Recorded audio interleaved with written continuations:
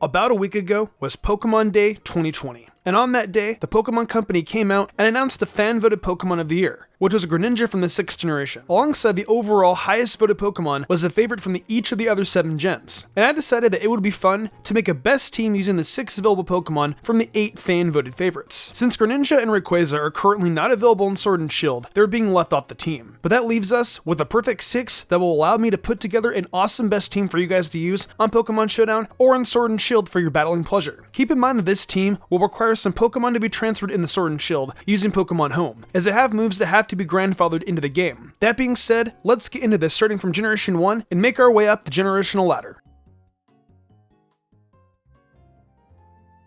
Opening up this team is the Pokemon that won the popularity vote for Generation 1, to the surprise of no one, Charizard. As we all know, Charizard is in general one of the most popular Pokemon period, and I'll admit that I'm a bit surprised that Greninja not only beat it out as the most popular one, but Lucario and Mimikyu also ended up ahead of it. I don't think that's a sign that Charizard's massive popularity is dipping, but it definitely is telling that some Pokemon can actually beat it out in a poll like this one. In making this team, I'm choosing not to include Gigantamaxing as it is banned competitively, and I want this team to be used in the OU tier when being played with on Showdown, so this is just a regular Charizard. Being that this team isn't going to have any sort of Sun support just due to the way it is built, I decided to give Charizard the Blaze ability instead of running Solar Power. When using Blaze, Charizard's attack stat will go up to 1.5 times when using a fire attack if its HP is below 1/3 of its max. When it came to an item, I decided the best one to give it would be the Heavy Duty Boots, which are new to the 8th generation. With these boots, Charizard will be immune to any damage from Stealth Rocks, which would normally chip away half of its HP upon switching. With such a massive hole in its defenses being covered up, Charizard suddenly becomes a much more viable option in battle. Speaking of being in battle, its stats are going to be boosted thanks to 252 EVs in special attack and speed along with the timid nature. Charizard's going to be fast and hit rather hard, and that's really all you can ask from this OG legend. Charizard's moveset is pretty standard for what you'd expect out of it, featuring Air Slash, Flamethrower, Focus Blast, and Roost. Starting things off is Air Slash, and that move is probably the top move you've got for Charizard on this setup. It has got 30% chance to flinch your opponent, and thanks to Stab, the base power boosts to 112. Sure, it only has 95% accuracy, but it is still a pretty strong move with a great chance to flinch the opponent. Following up Air Slash is Flamethrower, and that move will be even stronger, boosted to 135 base power with a 10% chance to burn. It is a stronger move than Air Slash, but Flamethrower doesn't have an impressive secondary effect as Air Slash does. Since we've covered 2 spots on this set with powerful and useful stab moves, the next one is here for coverage. There are a few effective threats that Charizard has to deal with, but the worst of them all is the Rock type. So I decided to give it Focus Blast so it can have a super effective move to defend itself with. Focus Blast has got a base power of 120, but a lackluster 70% accuracy that can make you worry just a bit. However, you shouldn't be letting your Charizard take on a Rock type anyway. So while this isn't a great defense against Rock types, it's a useful move to have regardless. The moveset is ran up by Roost, which will take Charizard's flying type away for a turn, and in exchange, heal 50% of its max HP back. Charizard isn't an amazing Pokemon on its own, but I firmly believe this is a good usage of an item on a team like this. Following up, we have got the Pokemon of the Year from the 2nd generation, my personal choice for Pokemon of the Year, Umbreon. I was really happy to see that the fans understood Umbreon was amazing, and the fact that I got to include it on this team made me very happy. What makes me even more happy is thanks to Pokemon Home, Umbreon is a great option for any team. If you remember when I made the Best Team Evolution Edition a few weeks ago, I was pretty critical over the hit Umbreon took as a Pokemon in Gen 8, mainly due to its loss of Toxic. But now since you can bring in Pokemon from older games, you can have a classic Toxic style Umbreon back under your command in Sword and Shield. I'll be giving it Synchronized for an ability, so if any status condition is inflicted upon it, the opponent will end up suffering from it as well. I'm also using the Rocky Helmet on Umbreon, so whenever it gets hit with a physical move that directly connects the opponent's, will lose a 6 of its max HP. Umbreon will be a special defensive wall as always, and of course I'll be giving it 252 EVs in its special defense and HP, and give it the Careful nature to boost that special defense even more. With those boosts, Umbreon will see its special defense hit a whopping 394, and its HP will be 394 as well. As I've said already, I'm super excited to have Umbreon return to its glory thanks to Pokemon Home, and I want to thank all of you out there who voted for making the right decision to vote Umbreon in as the best in Gen 2 and one of the best Pokemon of the year. The 4 moves I have picked up for Umbreon are Toxic, Protect, Wish, and Foul Play. We open things up with Toxic, and again, I feel a lot more comfortable being able to throw this move on a set for Umbreon now. Thanks to Toxic, you'll be causing major residual damage over the course of a battle, though with its 90% accuracy, there is a chance you'll miss the initial attempt at the move. Regardless, thanks to Protect, you'll be able to avoid taking tons of damage anyway. Remember, Umbreon has a massive amount of special defense, and that Rocky Helmet will cover the physically defensive attack that opponents go for by chipping away at their HP when they connect with moves. Using Wish, you'll be able to get back 50% of Umbreon's max HP at the end of the next turn, so any real damage Umbreon takes will be rectified. Finally, Umbreon has got Foul Play, which is going to be boosted to 142 base power thanks to Stab, and use the opponent's attack stat when calculating damage. I've said it enough, and I'll say it again, it's so good to have Umbreon back. Next up, we've got Sinnoh's Pokemon of the Year, Lucario. Lucario being chosen isn't surprising at all, seeing as it's a relatively popular Pokemon in general, even to the point where it's playable on its own in Super Smash Bros. Charizard is too, of course, as well as the Pokemon of the Year itself, Greninja, so I guess that is further proof that these Pokemon really are deserving other positions on this team, and atop their generations. Anyway, Lucario is a really good Pokemon on both sides of the attacking spectrum, between physical and special. I decided it was going to be a physical attacking Pokemon, and to help make it just a bit stronger, I've given it the Life Orb. Thanks to that item, Lucario's attack will have their base power multiplied by 1.3 times, but it will lose out on a tenth of its HP with each attack. Alongside that item will be the ability Steadfast, which will raise its speed by a stage whenever it ends up flinched. Inner Focus and Justified are two other options for Lucario, if you guys are interested in that, but I decided Steadfast was the better option. Now that we've made it clear that Lucario will be a physical attacker, it's time to give it the boost it's needing. I have 252 EVs for its speed and attack, and on top of that, I'm making it jolly. The speed stat will now be at 306, and with that attack stat, it's going to be up to 319, which is definitely nothing to sneeze at. Lucario is going to be a fantastic Pokemon on this team, and a dark horse for the best one. Let's get into these moves so you guys can see what I mean. Meteor Mash, Drain Punch, Bullet Punch, and Rock Slide are the 4 moves that Lucario is rocking out with on this team. Meteor Mash was once a move that only Clefable and Metang were able to learn starting back in the 3rd generation, and now it's available to a couple more Pokemon, with the biggest being Lucario. Meteor Mash is a great move with 90 base power and 90% accuracy, but of course, with Stab, that base power heads up at 135. And then on top of that, it'll go up to 175 thanks to Life Orb. Connecting with the Meteor Mash will give Lucario a 20% chance to raise its attack stat, making it even stronger. As if having a strong move like that wasn't enough, Drain Punch will get boosted from 75 to 112, and then 145 base power with Stab and the Life Orb. And on top of that, Lucario will gain 50% of that damage back at HP. Now, with 2 powerful moves that will keep Lucario in the field longer and make it stronger, you've got to have a good move that will let you take out the opponent quickly if you have to. Bullet Punch will go up to base 90 power from Stab and the Life Orb, and since it has priority, it's almost always going to go first. Finally, for a little bit of coverage, there's Rock Slide, which will be boosted to 112 base power thanks to the Life Orb. It only has 90% accuracy, but it's still a good move to cover against any fire type, and those that are flying types. I know some of you might have rather have Earthquake, and I guess it's an option if you want, but Rock Slide has also got a 30% chance to flinch, and that's a really great secondary effect that I was more than happy to have.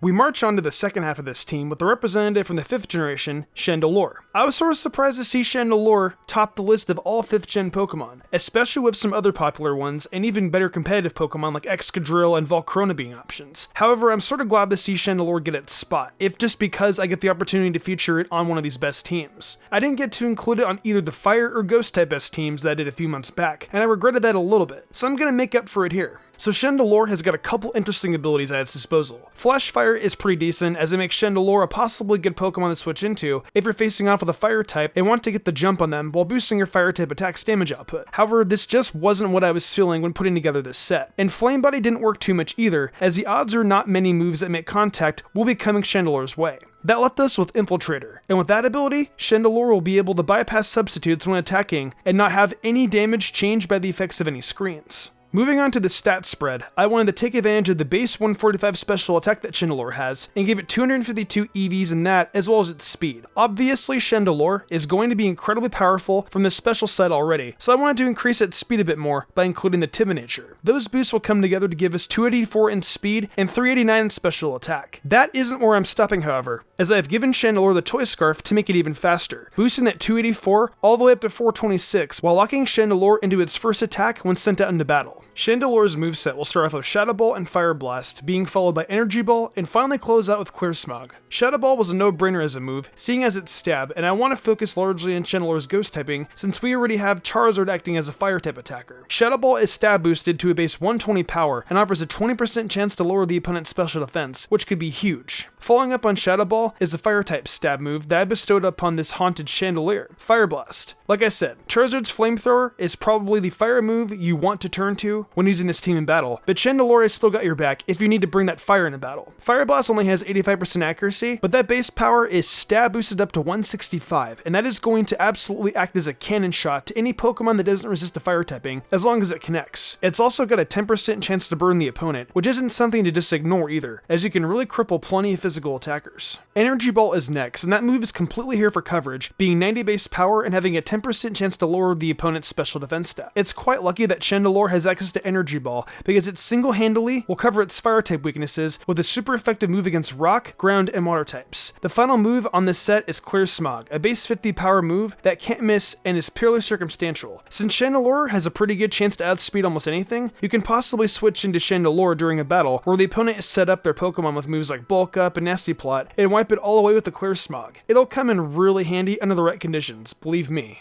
Now I move on to the Pokemon of the Year from the 7th gen, the one who wishes it were Pikachu, Mimikyu. I'm not surprised at all that fans are so attached to Mimikyu to the point where it came out on top in the 7th gen. There are some great Pokemon in Alola that I know are super popular, like the Rowlet line and Lycanroc, but Mimikyu finally got the love it's always wanted from trainers by being voted at the top of its gen, and I'm all here for it. Starting with the ability, it's going to be of course Speed Disguise. If any move is used against Mimikyu that does damage, it will be completely negated, but only once in a battle. From that point on, Mimikyu will be in a busted form and left open to any attacks. You can be sure that I'll be taking advantage of such a useful ability, no doubt. As for Mimikyu's stats, they're not the most impressive when compared to the other Pokemon of the year, but I was able to put them to good use and turn Mimikyu into an absolute physical monster. Thankfully, we actually don't need Mimikyu to really be buff, though if we did, the 105 base special defense would be a great thing to build off of. I chose to give Mimikyu boost in speed and attack, 252 EVs going to both, as well as a Gel-like nature. That moves it up to 320 and 279 in both stats respectively. I really want to turn Mimikyu into a strong and speedy offensive threat, so I decided to do that instead of any shenanigans involving its defenses and any possible stalling. I personally feel Mimikyu is set up with a good move pull, and with an ability as good as Disguise specifically for the direction I decided to take it in. I hope you guys end up appreciating that after you get a load of these moves. Also, for the sake of keeping it alive for a while, I've given it the leftovers too. At the end of each turn, it'll be getting a 16th of its max HP restored. Mimikyu's moveset opens up with Swords Dance, Play Rough, Shadow Claw, and Drain Punch. Continuing what I was just saying, Mimikyu's move pool and ability come together to turn it into a powerhouse, and starting off with Swords Dance when Mimikyu is out will set it up, possibly sweep the game. You'll be able to get off any one move you want, consequence free thanks to Disguise, and this should be the one you go for, because Swords Dance is going to take that attack stat and double it right up to 558. From there, most Pokemon will need to hope against hope that they outspeed Mimikyu, because it shouldn't have a big problem two-hitting or flat out knocking out most Pokemon it goes up against. Shadow Claw is already a stat boosted 105 base power, and with its high crit ratio, the hopes of your opponents will be in the hands of RNG, because if a crit ends up being added onto a stat boosted Shadow Claw from this attack doubled Pokemon, let's just say that's a wrap. Drain Punch is next, and it's solely here to help Mimikyu maintain a steady resupply of HP for when it's in need. Drain Punch is a pretty great move already with 75 base power, and with how hard it should hit, 50% of the damage regained as HP should be more than enough. Finally, we've got Play Rough. It's going to hit for 135 base power thanks to Stab, and has a 10% chance to lower the opponent's attack by a stage, making it the best move Mimikyu has, and a definite threat to any Pokemon.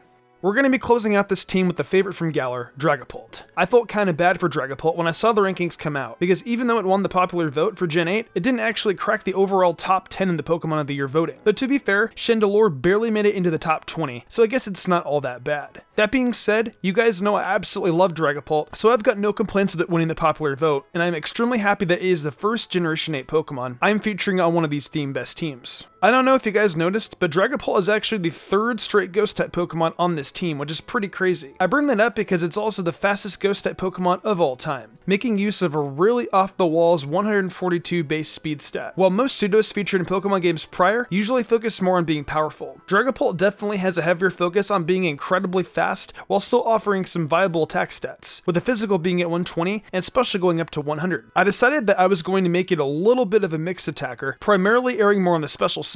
I gave it 252 EVs in speed and special attack, along with a modest nature, making those stats 383 and 328 respectively. I ended up also choosing the Infiltrator ability, which I spoke about previously in Chandelure, and gave Dragapult the White Herb to hold, which will restore any lowered stats back to normal once in battle. Dragapult's moveset will be Will-O-Wisp, Hex, Draco Meteor, and U-Turn. Will-O-Wisp is used of course to burn the opponent, but with only 85% accuracy, it isn't always going to hit the first time you use it. However, it is important that you get that burn off not only for the residual damage you get at the end of every turn and the crippling effects it can have on physical attackers, but also because it plays well with Hex. The move Hex has a stab boosted base power of 97, but that will be boosted by another 1.5 times if the opponent is suffering from a status element, bringing it up to 145. That's an incredibly powerful move to have on a strong Pokemon like Dragapult, and it will help you pick apart the other team without much issue. Following that combo of destruction is the move Draco Meteor, and it's definitely the strongest move Dragapult can get its weird fingers on. The base power is boosted with stab from 130 to 195, and it will absolutely rock any Pokemon that isn't Fairy or Steel type. Though such a powerful move of course has a drawback, and in the case of Draco Meteor, it'll cause Dragapult's special attack to drop by 2 stages for every use. If you remember though, I gave this Pokemon the White Herb, which will allow you to avoid having that stat drop once in the battle. However, for every time that your stats drop, you have got U-Turn. U-Turn is a base 70 power move, and the only physical move I've included on this set, but it's here specifically to get you out of the battle when your special attack has been lowered. You'll have to switch into something else to take whatever attack your opponent goes for of course, but in the very least the next time Dragapult hits the field, it'll be right back at its base special attack, ready the Draco Meteor once again. Well, that's going to do it for this best team. This one was a ton of fun to put together and features some Pokemon that are obviously incredibly popular and important to a lot of fans. It was awesome to watch this voting unfold and experience an event like the Pokemon of the Year, and I hope this is something the Pokemon Company continues to do for years to come. I also really hope this love for Umbreon never fades, because I think it's pretty safe to say it's the best evolution. Also let me know in the comments down below if you guys had any success taking this team into battle, or if there's anything you would do differently. I'd love to hear from you guys about your thoughts on the results of the Pokemon of the Year voting too. If you enjoyed the video, why not leave a like and subscribe to my channel with notifications on, that way you never miss an upload. If you want to support me further, consider following my Twitch where I stream a lot of Pokemon content and all kinds of other Nintendo content like Zelda, Fire Emblem, and much more. Also, I've been reviewing every episode of My Hero Academia Season 4 over on Mystic Sage, so head over there if you're into that too. I would love that a lot. Want to support me further and gain cool perks? Check out my Patreon. Daniel Leone, Lady Crimson, Memory Martin, The Lazy Leo, Matthew Young, Awesome Lego, Jarrett Weiss Austin, Sodden Grider, Nigma97, and Kermit117 did, and I wanted to thank them personally for going above and beyond. It means the world to me. I think I'm gonna wrap this up though. I'm Mr. Gumbrian, and I will see you in the future for more awesome Pokemon content.